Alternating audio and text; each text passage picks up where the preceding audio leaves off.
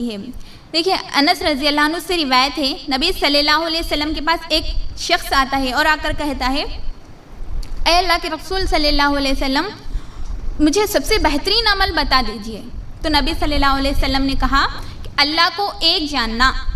وہ شخص پھر سے سوال کرتا ہے، اے اللہ کے رسول صلی اللہ علیہ وسلم مجھے سب سے بہترین عمل بتا دیجئے۔ تو نبی صلی اللہ علیہ وسلم پھر سے وہی کہتے ہیں کہ اللہ کو ایک جاننا۔ وہ شخص تیسری مرتبہ یہ سوال کرتا ہے، اے اللہ کے رسول صلی اللہ علیہ وسلم میں آپ کو عمل کے بارے میں بتا رہا ہوں لیکن آپ مجھے علم کے بارے میں بتا رہے ہیں۔ تو نبی صلی اللہ علیہ وسلم فرماتے ہیں کہ علم کے ساتھ چھوٹا عمل بھی فائدہ مند ہو جاتا ہے، بغیر علم کے ساتھ زیادہ عمل بھی بے فائدہ مند ہو جاتا ہے۔ تو میری ماں اور بہنوں، ہم لوگ قرآن اور حدیث پڑھتے ہیں تو ہمیں یہ بات معلوم ہوتی ہے کہ علم دو طرح کا ہے، ایک فائدہ دینے والا علم، ایک فائدہ نہ دینے والا علم۔ اب فائدہ دینے والا علم کیا ہے؟ فائدہ دینے والا علم یعنی صرف اور صرف معلومات حاصل کرنا ہی نہیں ہے، بلکہ اس علم کے ذریعے سے انسان کی زندگی میں تبدیلی آنی چاہیے۔ اس علم کی وجہ سے انسان کے اخلاق، معمولات، عبادتوں سب کچھ ٹھیک ہو جانا چاہیے۔ اس علم کو فائدہ مند کہتے ہیں۔ لیکن افسوس کی بات یہ ہے، آج ہمارے معاشرے میں لوگ یہ سمجھتے ہیں کہ قرآن کو رسمی طور پر پڑھ لینا یہی دینی علم ہے، ہم پورا علم جانتے۔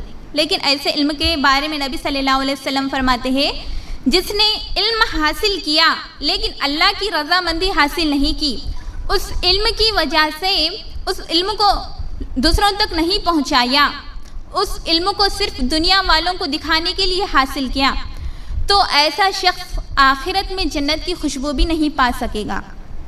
یہ ابو داؤد کی روایت ہے۔ تو میری ماں اور بہنوں، اب دوسرا ہے فائدہ نہ پہنچانے والا علم، یعنی اس علم کے ذریعے سے انسان کی زندگی میں کوئی تبدیلی نہیں آتی۔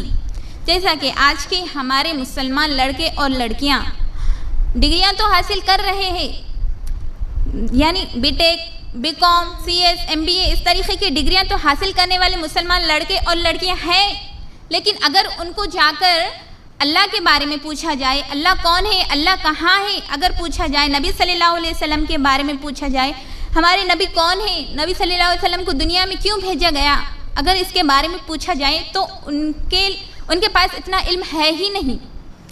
انسانوں کو کس لیے پیدا کیا گیا یہ بھی نہیں معلوم۔ یہ حال ہو گیا آج ہمارا۔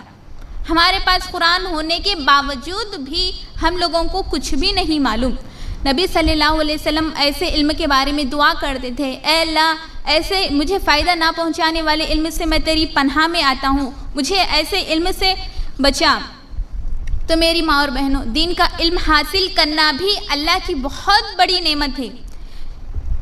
اللہ تعالیٰ علم حاصل کرنے والوں کے بارے میں فرماتے ہیں، سورہ مجادلہ آیت نمبر 11، علم حاصل کرنے والے اور علم حاصل نہ کرنے والے برابر نہیں ہو سکتے، اور علم حاصل کرنے والوں کا درجہ علم حاصل نہ کرنے والوں کے درجے سے بڑا ہے۔ پھر نبی صلی اللہ علیہ وسلم فرماتے ہیں، عالم کی فضیلت عابد پر ایسی ہے، یعنی عالم کی فضیلت عبادت کرنے والوں پر ایسی ہے جیسے میری فضیلت تم لوگوں پر ہے، نبی صلی اللہ علیہ وسلم فرماتے ہیں۔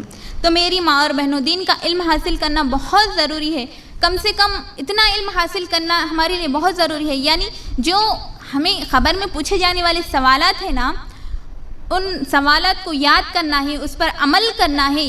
جیسے ہم خبر میں جائیں گے تو ہم سے 3 سوالات پوچھے جائیں گے۔ پہلا سوال پوچھا جائے گا، من ربو کا، تمہارا رب کون ہے؟ اس کا جواب دینے کے لیے ہمیں علم کی ضرورت ہے۔ اللہ کے بارے میں علم ہونا چاہیے، اللہ کے بارے میں جاننا چاہیے، اللہ کہاں ہے، اللہ کی ذات صفات کے بارے میں علم ہونا چاہیے، ورنہ ہم اس کا جواب نہیں دے سکتے۔ پھر دوسرا سوال ہوگا، من نبیوں کا، تمہارا نبی کون ہے؟ اس کا جواب دینے کے لیے ہمیں علم کی ضرورت ہے۔ نبی صلی اللہ علیہ وسلم کون ہے؟ نبی صلی اللہ علیہ وسلم کو دنیا میں کس لیے بھیجا گیا؟ نبی صلی اللہ علیہ وسلم کے معمولات کیا تھے؟ اس کا علم ہونا چاہیے، ورنہ ہم اس کا بھی جواب نہیں دے سکتے۔ پھر تیسرا سوال ہوگا، من دینوں کا، تمہارا دین کیا ہے؟ ہمارا دین اسلام ہے۔ یہ جواب دینے کے لیے ہمیں اسلام کے بارے میں جاننا ہوگا، اسلام کی شرائط کیا ہے، اسلام کے معنی کیا ہے، حلال کیا ہے، حرام کیا ہے، اسلام میں کون کون سے حقوق ہیں اور اس کو کتنا اور کیسے ادا کرنا ہے۔ اس کا ہمیں علم ہونا چاہیے، ورنہ ہم ان تینوں سوالوں کے جوابات نہیں دے سکتے۔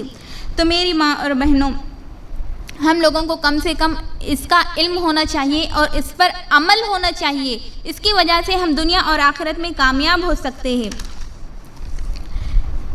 میری ماں اور بہنوں، دین علم یعنی اسلام اتنا آسان مذہب ہے کہ علم حاصل کرنے کے لیے کسی چیز کی ضرورت نہیں ہے۔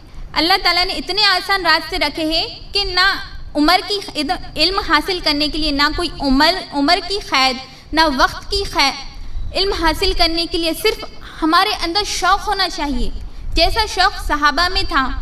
صحابہ میں کچھ ایسے صحابہ تھے، دیکھیں 2 صحابی ایسے تھے جو علم حاصل کرنا چاہتے تھے۔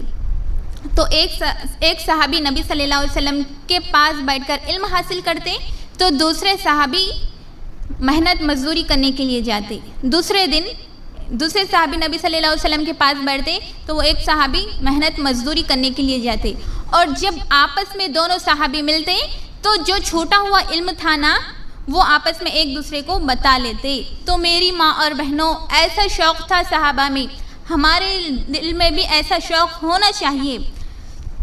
اسی طرح نبی صلی اللہ علیہ وسلم فرماتے ہیں کہ 3 اعمال ایسے ہیں جو انسان کی وفات کے بعد، انسان کے مرنے کے بعد صدقہ جاریہ بنتے ہیں۔ پہلا عمل وہ جو انسان صدقہ خیرات کرتا ہے، پھر دوسرا عمل وہ جو اپنے بعد نیک صالح اولاد چھوڑ جائے جو اس کے لیے دعا کر سکے، اور تیسرا وہ علم جس کی وجہ سے لوگ فائدہ اٹھا سکے۔ تو میری ماں اور بہنوں، علم کے تعلق سے بہت سی احادیث آئی ہے۔ اسی طرح میں اپنی بات کو ختم کرتی ہوں۔ آخر میں اللہ سے دعا ہے، اللہ ہم سب کو کہنے سننے سے زیادہ عمل کرنے کی توفیق عطا فرمائے۔ اللہ ہم کو صحیح علم دے، صحیح سمجھ دے، اللہ کی رضا کے خاطر زندگی گزارنے والا بنائے۔ وآخر الدعوانا ان الحمد للہ رب العالمین۔